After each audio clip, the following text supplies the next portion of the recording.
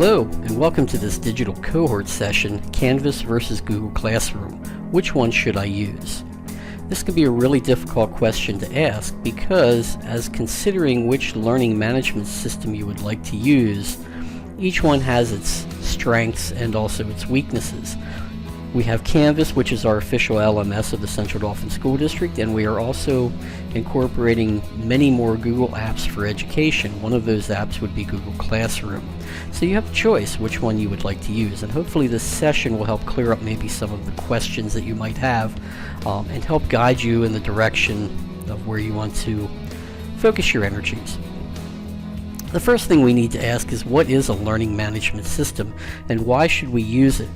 A learning management system is basically a place where you keep all of your work together on a web-based application. So first, centralized, simplified, and blended learning. First, a learning management system provides for a centralized source for information and education. Secondly, a learning management system simplifies the learning process and procedures to make it more responsive to your students' specific needs and wants. A learning management system makes blended learning possible. Blended learning means having the opportunity to combine multiple forms of learning, including e-learning, simulation-based learning, mobile learning, and even classroom-based learning. This is because an LMS system is a central repository for all of your modules and materials. Even in education, technology is increasingly becoming the preferred method of learning among students and teachers for obvious reasons. Technology, after all, provides for tools and techniques to make the educational process more cost-effective and more effective results for our students. A learning management system leverages technology for the mutual benefits of students and teachers, as well as for the educational institute. It also manages your back-end work for the teacher, so it makes your educational process become more streamlined. Another benefit of a learning management system is that you can enhance the performance of your students through quizzes, tracking, and performance tools. Students can learn anytime, anywhere with cloud-based access to your classroom, controlling their own learning. Social learning also helps with the learning process as the students work through the process of the course. Next thing we want to look at is, the district is moving to more Google apps for education. Microsoft Office and OpenOffice are limited, and we will be replacing them with Google Docs. Google Docs will give students unlimited storage space for their files while having access to Google Office tools from any device and location.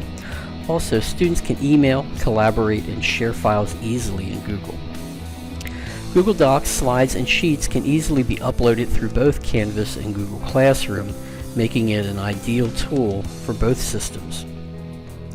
Canvas is the official district LMS program that we have. Canvas may have a lot of features you may never use in the classroom, so Google Classroom may be a good choice to use, especially in the elementary grade levels. We are going to show you how the two compare so that hopefully you can make your own informed decisions on what your specific needs will be. So let's start a program comparison between the two. Classroom versus Canvas. When we look at the app alone, everything is built into Canvas with no need for leaving the program to access different features. Also, Canvas has an extensive list of plugins that can be enabled as needed, so the program can work with other web apps and resources. Google Classroom is basically one app of many apps. Google Classroom is a place to house your assignments and other lesson information, and also it works well with every other Google app.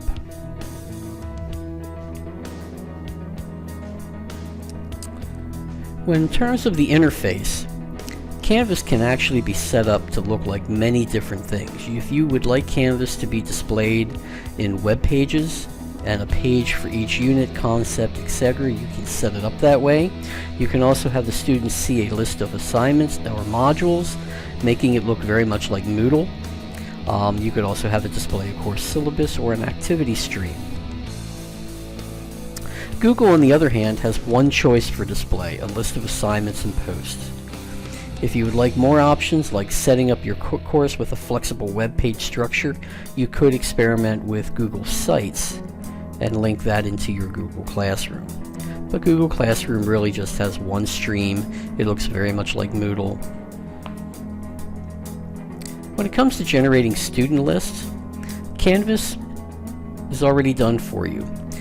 Central Administration copies your class list from the tax system into your Canvas courses and keeps it updated for you. There's no need to worry about adding students.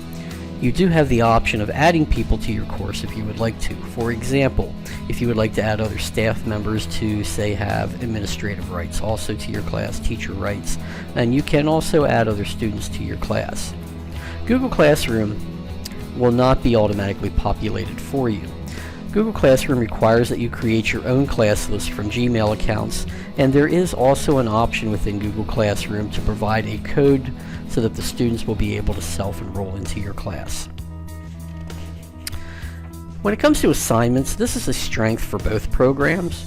Both programs want you to be able to post your assignments and collect responses from your students. In Canvas, basically you're creating web page designed or appearance assignments where students can upload a variety of different files. They can upload any type of file into Canvas. Now, if you're going to use the Speed Grader feature, which we will talk about here briefly, Speed Grader can only view documents, spreadsheets, presentations, images, and PDF type files, meaning document sheets, slides from any other major Office app. Canvas also has a built-in text editor box, and it can record video and audio submissions, something that may be great for the performing arts. The district also has a connection to the students' Google Drive accounts so that you can easily upload documents from a Google Drive. With Google Classroom, it has many similar features. You can upload various file types. Students can submit web links, YouTube links, and especially Google Docs, Sheets, and Slides, which is the strength of the program because it is all designed to work with your Google Drive account. When it comes to grading, this is definitely a win for Canvas. Canvas has a built-in speed grader for quizzes and assignments. It will display the student's work, provide you with quick checking in the form of a rubric if you have attached one. It will allow for commenting and marking on the assignment, and even recording video and audio comments. Google Classroom allows for commenting on a Google Doc or within Classroom. You can record a grade in the actual Classroom assignment for the students to view. You can do more elaborate grading options if you use an additional program, something like Flubaroo. There are no rubric grading options unless, again, you use another additional app, something like Doctopus.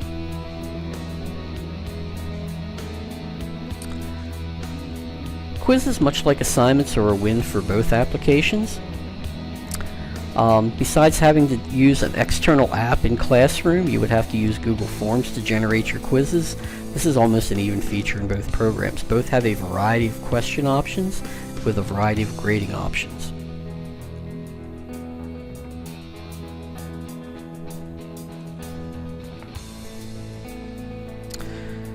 When it comes to a built-in gradebook within the program, the gradebook is a place for the students to view their grades and any comments that may have been posted about their grade. In Canvas, this is actually a very good feature. Students can go in, they can actually view their assignments, they can click on the assignments and view anything that you might have posted with it. Another very nice positive feature is this will be linked to TAC very soon in the coming future, so if you enter a grade into Canvas, you can have it carried over into TAC. As for Google Classroom, right now there really is no gradebook feature unless you were going to create a spreadsheet to track your students. When it comes to storing files, where do you keep your class content? Canvas limits storage space to 500 megabytes per course. This shouldn't be a problem for most courses unless you plan to upload a lot of videos to the class. The best way to avoid this issue is to use a site like YouTube to host your videos and then just link them. In Google Classroom, because we are using Google Apps for Education, all of our cloud storage in Google Drive is set to unlimited for both the teachers and the students. Classroom does not really have any data uploading to it, it's just linked to your resources in your Google Drive. So again, Google Drive is set to unlimited storage for us. Let's say you want to embed video into the course, something for the students to watch. This is a near even feature for both programs again. You can embed a video link in your assignments, in your quizzes, in just about anything. And again, video embedding works in both apps. Embedding video is a great option for your kids to be focused in class. This way, by embedding a video, your kids are focused on the video only and they do not see all the other distracting things found on a YouTube page, like video streams, comments, things like that. Since YouTube is part of Google, that is their main embedding option. Canvas works with many other type of video features, and some of them that I have listed here would be YouTube, TED Ed, or Khan Academy. Let's say you want to have your students do collaborative work. Both programs basically make use of Google Docs for sharing. If you are working within Canvas, you would go to the Collaboration tab, and by default it will be set to Google Docs. You would give it a document name, a description, pick the people that would be working together, and it would create the document for you. If you're working in Google Classroom, you would have to set up the document first and then create an assignment for it and add your students. So again, both of them use the same Google Doc feature, they just address them slightly differently.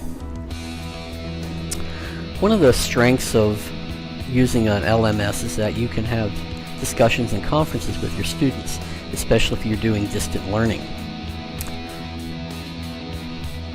Both apps have very good discussion options available for chatting and video conferencing. If you're going to be using Canvas, the number of Canvas conference connections is limited to the speed of your server and your computer specifications. It's typically best to keep videos under 20 connections, but you may be able to handle more depending on your network. It may be less depending on your network. Google Hangouts would be the option for Google Classroom. Again, that's another separate app, and they limit us to 15 connections in education. A lot of times you want to post announcements for your students. Sometimes you want them to be able to get that as an email message or even a text message, or maybe just be on the class site so that the students see it. Both apps have good announcement features that can embed video and other files. Canvas is a little bit more difficult to set up for your students. If the students want to make sure that they're getting an email message every time you post an announcement or even a text message, they would need to go into the settings of the course and go into their notification settings and make sure that they are set up correctly. Teachers would need to review these settings with the students. In Google Classroom, you would be using your Gmail accounts and creating an announcement in your class streams. So some of the final considerations, these are some observations that have been made by others. Some have found Canvas to be more difficult for younger students. And this is again because Canvas has a lot of options in it. Google Classroom is a little bit more streamlined, a little easier to work with. How do you want your class to look? Do you want it to look like, have a web page look, or are you just happy with a list of items? Some people will want a web page look with mixed content, classes organized by web pages for each unit or concept, and be visually exciting. Others may be fine with that old Moodle look, where it's basically just a list of announcements and assignments. Canvas is an all-in-one program, but do you need an all-in-one program? And again, you have to decide what features do you need, what is going to be most important for you.